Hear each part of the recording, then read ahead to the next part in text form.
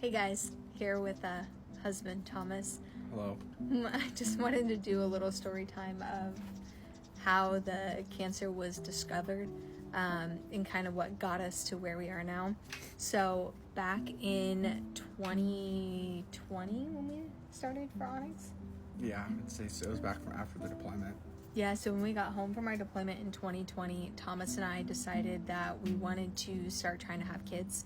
I was told at 16 that because of my PCOS, I would probably never get pregnant, let alone naturally.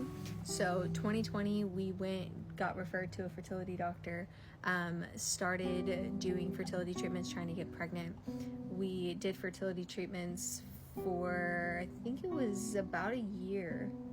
Yeah, but it was the IUIs were like 5 months. I think we did like 3 or 4 of them. Yeah, so about a year we did medicated cycles trying to get pregnant, tried, medication, tried naturally. And then I finally got pregnant in May of 2021, right at Lexi's wedding. Got pregnant, found out that we were having a little girl. Carried that pregnancy until October of 2021 when I went into preterm labor at 23 weeks, 22 weeks. 22 weeks in a few days is when I went into preterm labor. Ended up admitted in the hospital for a couple weeks before I gave birth to our daughter at 23 weeks and 6 days there in Little Rock, Arkansas. She lived in the NICU for about a month before she passed away. So that was November of 2021. We took some time off, grieved through our loss of our daughter. And then January is when we did a follow-up with the fertility doctor just to see where my hormones were, see where everything was at. And then April of 2022, I think, right? Yeah, is when around my birthday, because we did that trip. Yeah. So April of 2022, we started the medication again for trying to get pregnant again. Went through a couple cycles of those, tried a couple IUIs, and then the IUI that we tried in June of 2022, my doctor mentioned that when he did the IUI, my cervix looked a little different. It looked irritated. And to get a little TMI with you guys, I started bleeding.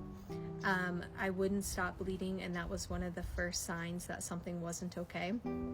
So the end of June 2022, we went in and did a D&C where they go in and they scrape out your uterus, clean out your cervix, clean everything out. And when he went in to do that D&C in June of 2022 is when he found the cancer. I had, been tested through pap smears. I went to the doctor regularly. I did all of my checkups that are required. Everything was always negative. Everything always came back perfectly clean, perfectly fine. Nothing was abnormal until that D&C in June of 2022. Some of the symptoms that could have been taken as cancer symptoms, I thought was just my PCOS flaring up, the abnormal bleeding, bloating, different things like that. By the time they found that cancer in June of 2022, I was already considered stage 3C because it had already spread to my lymph nodes by the time that we got that first PET scan done. But poor Thomas here was put through the ringer with that one because they pulled me back for the D&C. He went in, he took the biopsies, did the D&C, and then came out and found Thomas. Yeah, I could tell a little bit about that. It was like a same-day procedure, so we just, honestly, like I dropped her off, and I think I went to like the food court and just got something to eat and was just kind of chilling out. And then the doctor came out, which is the same fertility doctor we were using, so we, knew each other. And he brought me into like a little side room or whatever, and just, told me straight up, it found cancer. And the movies do the best interpretation of when he's just mumbling and you're just so zoned out of what you heard that it just turns to mumbling, and you're just like, what, you know. And I just was so out of it because I was like, the last thing I would ever expect. Then he's like, all right, well, she's like waking up, so we can go talk to her.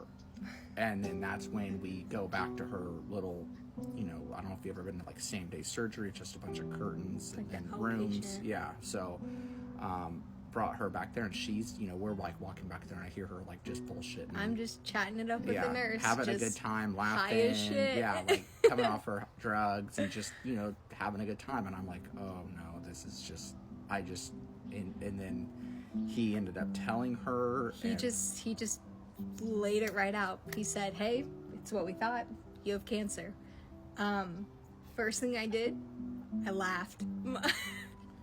It's not something that you expect to wake up from surgery after trying to get pregnant to find out that you have cervical cancer. But I laughed. I still remember clear as day the nurse telling me, she reaches over, she grabs me, and she goes, honey, it's not funny. As I'm busting up, I'm okay, like I'm high as shit coming down from this, and I just got told I have cancer. But yeah, that's pretty much the extent. I mean, then they went into, oh, you know, here's this referral, we know these people, like, and it seemed, looking back, it's just so rushed. Everything is just, you kind of just get pushed in a direction, I would say, and just, which, I mean, maybe it's for the good or bad, I don't know, but it just seems like it's a fog. It's just, okay, do this. And I mean, it's the same thing with our daughter. Like, it was just, you're in for the ride, essentially. You're just sitting there going, okay, yeah, sure, you know what you're doing. And it's just, for them, it's a day-to-day thing, you know, and for us, it's a life-altering thing. And yeah, I don't know how else to put it.